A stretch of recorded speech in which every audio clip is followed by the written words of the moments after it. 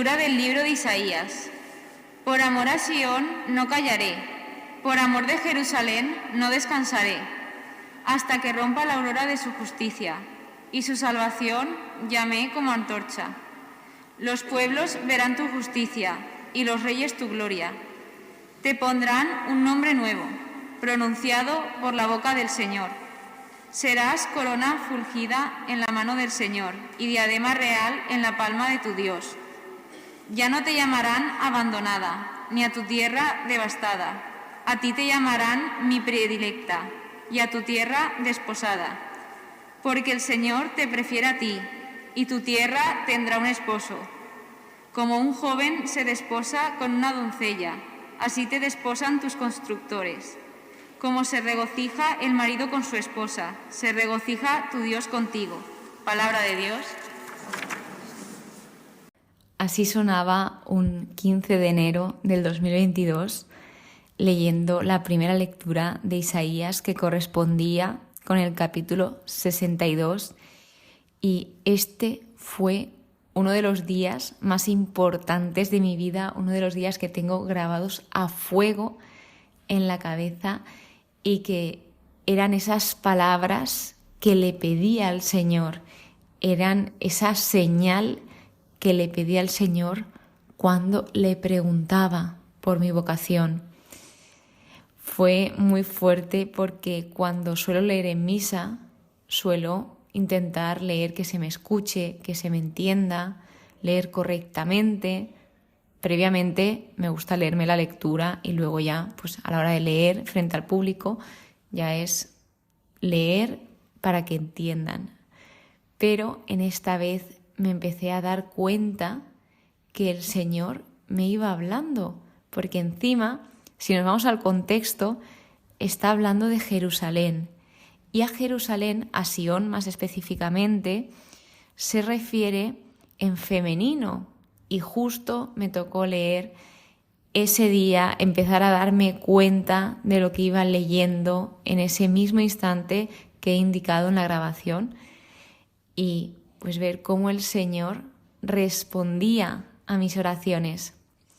Quería compartirlo con vosotros, y más específicamente tenéis un episodio grabado que se llama ¿Cuál es tu vocación?, en la temporada 4, es el episodio 7, y ahí os explico más profundamente cómo fui descubriendo cuál era mi vocación. Pero quiero deciros que a día de hoy estoy pues con una lucha interna, una lucha provocada principalmente por mis pensamientos, por el sobrepensar, que me está colapsando un poco. Y no quería no decíroslo porque creo que este es un podcast de crecimiento, y tanto como os comparto los momentos buenos, los momentos de alegría, de gozo, también quiero compartirlos estos, que son un poco difíciles, para que veáis que pues todos pasamos por momentos duros, por momentos complicados, y esto nos ayuda a crecer mucho mejor tanto personalmente como en la fe. Así que empezamos por el capítulo 61, que es la misión del profeta, y aquí nos habla de Jesús de Nazaret, la misión del Mesías, del ungido del Señor. Cuando empecé a leer este capítulo, me venía una canción que también se canta en la Eucaristía, que me acabo de enterar que se llama Bendigamos al Señor, y es tal cual el inicio de este capítulo.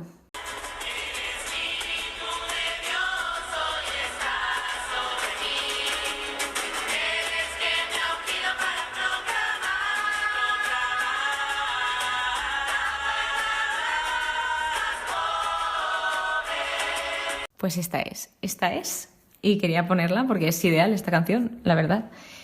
Y nada, aquí lo que nos está explicando es esa misión que tiene el profeta. Entonces, como dice la canción, primero que el Espíritu del Señor le acompaña. ¿Y para qué le ha enviado? ¿A qué le ha enviado el Señor? Pues le ha enviado a anunciar la buena nueva a los pobres, a vendar los corazones rotos, a pregonar a los cautivos la liberación y a los reclusos la libertad. También a pregonar un año de gracia de Yahvé y un día de venganza de nuestro Dios. ¿Todo esto para qué? Para consolar a todos los que lloran, para darles diadema en vez de ceniza. Y aquí lo que dice es que Él viene también a sanar el daño del pecado, porque el pecado empobrece, rompe corazones, hace presos, oprime, trae pesar, pesa, se hace pesado. No andas tan ligeramente como cuando no se tiene pecado. Entonces, todas estas cosas que daña el pecado, viene Jesús a solucionarlas, a dar vida, a dar esperanza. ¿Qué más cosas nos dice el capítulo 61? Nos dice que el pueblo de Dios será apartado para servir al Señor. Nos habla del gozo perpetuo que se producirá. Luego, el Señor también se describe en un breve trozo que nos dice: pues yo, Yahvé, amo el derecho y aborrezco la rapiña y el crimen. Les daré lealmente su recompensa, una alianza eterna, pactaré con ellos. Esto también era una alternativa al sistema de sacrificios y, como hemos dicho al principio, Él ama el derecho y aborrece toda maldad. Finalmente, hay una acción de gracias preciosa, que recomiendo que la leáis, donde se destacan las palabras gozo, disfruto, me alegro animoso en Yahvé, en mi Dios. Es decir, una persona que se está regocijando en su Dios, que está pues dándole gracias al Señor por todo lo que ha hecho. También se habla de la figura del novio, de la novia, para dar esos ejemplos, esas comparaciones, para entender mejor el mensaje que se transmite.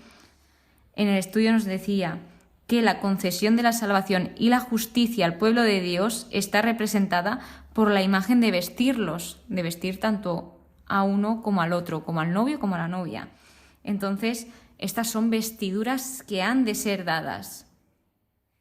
Esto que lo tengamos claro. Por último, dice: el Señor hace germinar la liberación y la alabanza ante todas las naciones. Observamos cómo la bendición de Dios va creciendo y se dirige a todas las naciones, a todas, a todos. El capítulo 62 se titula Segundo poema sobre la maravillosa resurrección de Jerusalén, que hemos empezado a comentarlo al principio del episodio. Sin embargo, he de comentar varias cosas. Primero, habla sobre que Jerusalén, sobre que Sión será transformada, sobre también ese amor que tiene el Señor hacia su pueblo y que ellos sabrán, se darán cuenta de cuánto les ama Dios.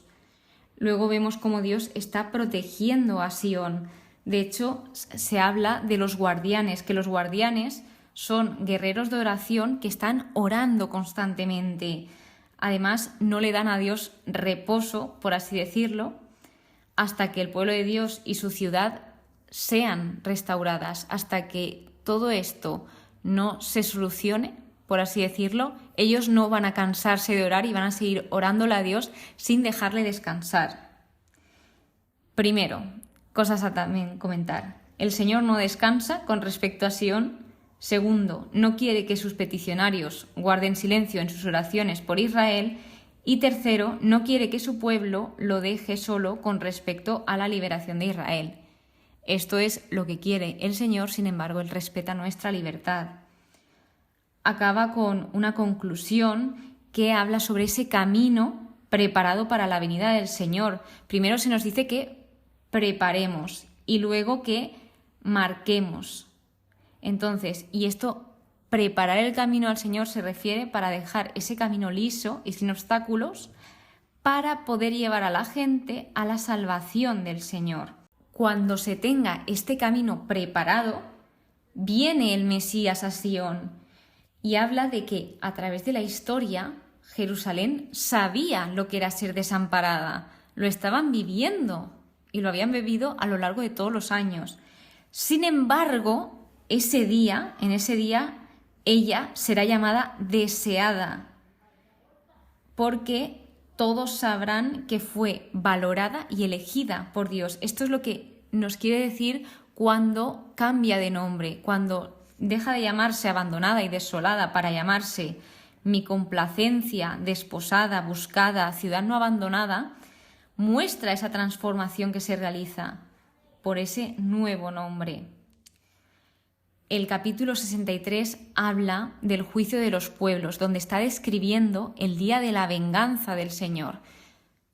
Una cosa a decir, la venganza del Señor, cuando habla de la venganza, no es la venganza humana, porque la venganza de Dios es muy diferente y no tiene nada, pero nada que ver con cómo pensamos nosotros que es la venganza.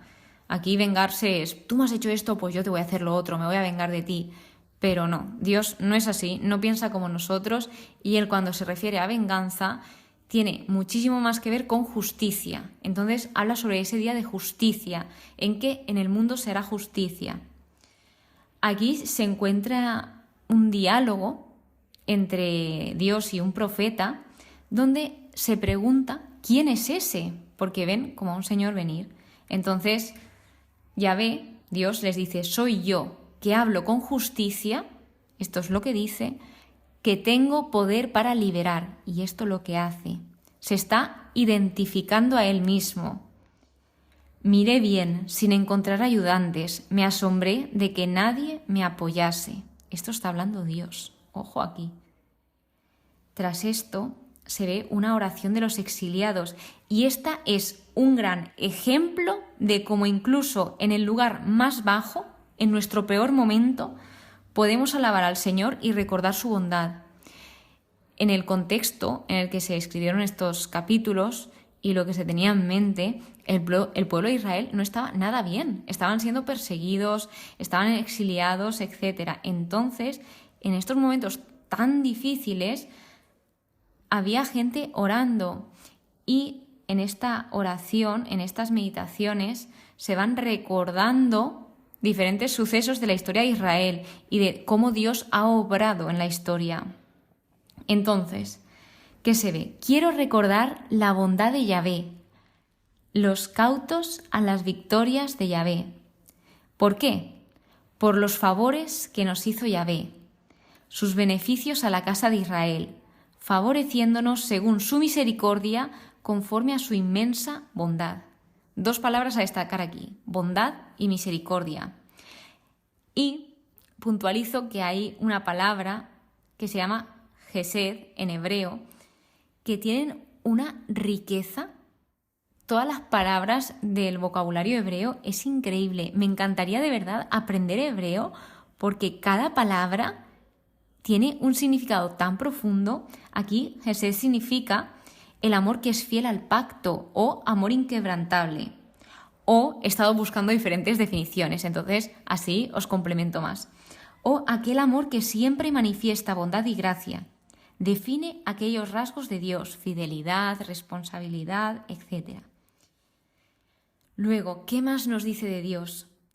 Él mismo en persona los liberó. Él fue su Salvador. Por su amor y su compasión, Él los rescató. Los levantó y cargó con ellos todos los días desde antaño. La persona tribulada está agradeciendo a Dios, y si nos ponemos un poco en su piel, si este vocabulario de alabanza lo está utilizando una persona que se encuentra en estos momentos tan, pero que tan duros, ¿qué excusa podemos tener nosotros para no alabar a Dios? Si una persona estando en lo más bajo puede alabarlo, ¿por qué nosotros no? Deja que pensar este capítulo. Sin embargo, todo esto que os he contado que hace Dios, de salvarlos, amarlos, perdonarlos, cargar con todas sus cargas, bueno, pues a pesar de todo esto, ellos se rebelaron. El pueblo respondió con corazones fríos, rebeldes e indiferentes. Y esto es muy duro. Entonces el hombre que está orando se acordó de esos días antiguos, recordó específicamente, si recordáis el libro de Éxodo, que hablaba de Moisés, de esa partida de Egipto hacia la tierra prometida, de esto se estaba acordando el orante. Y vemos cómo esa palabra de Dios y el recordar lo antiguo para estas ocasiones viene muy bien el ver qué ha hecho Dios por su pueblo, para dar esa esperanza y para confiar en Él, en el Señor. Aquí el orante veía cómo las grandes obras de Dios en el pasado tenían su significado. Y luego se ve cómo cuando algo viene de Dios se va poniendo todo muy fácil. No hay obstáculos. Cuando algo viene de Dios no estamos preocupados.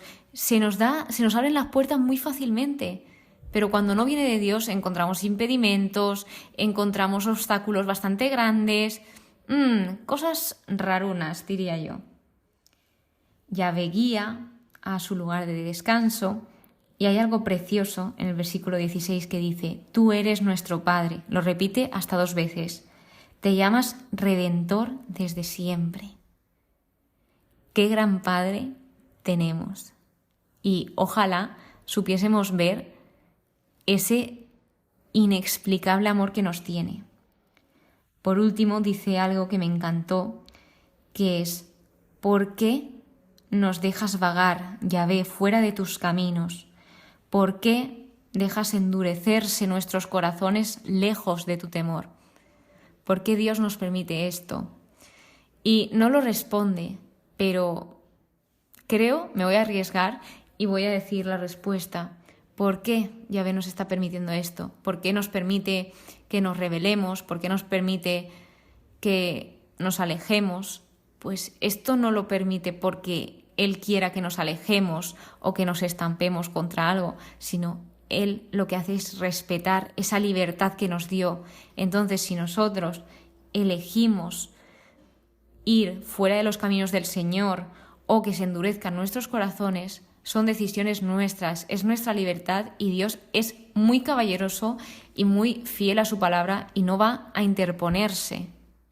Así que acaba pidiéndole el orante que se vuelva a ellos por amor de tus siervos, por las tribus de tu heredad.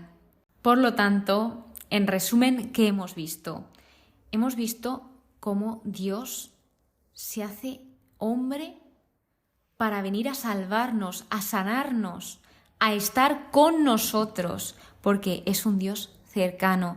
Hemos visto la inexplicable y grandísima misericordia del Señor, su grandísima bondad, y que Dios es un Dios justo, es un Dios leal y fiel a su palabra. Hemos visto también la debilidad del ser humano, que a pesar de recibir todo este amor, decide rebelarse ante Dios. Y también hemos visto cómo Dios ama a su pueblo, cómo debe prepararse ese pueblo del Señor para recibir a su Salvador y que Dios ama el derecho. Entre una canción y un mini testimonio de la vocación. Así que os dejaré en la descripción del episodio el link del episodio que lleva a ese capítulo de ¿cuál es tu vocación? Y ahí os explico un poco más sobre lo que sentí ese día, el cómo fui descubriendo cuál era mi vocación. Y con eso terminamos. Muchísimas gracias por estar aquí. Este capítulo es un capítulo muy especial para mí y para mí es todo un honor que estés escuchando justo este capítulo. Gracias, de verdad, gracias de todo corazón. Espero que pases muy buen día y que Dios te bendiga. Recuerda que Dios habla a través de muchas formas, de formas muy diferentes, pero de las formas más seguras que puedes encontrar es en su palabra, es en la Biblia. Porque el Señor te prefiere a ti, y tu tierra tendrá un esposo.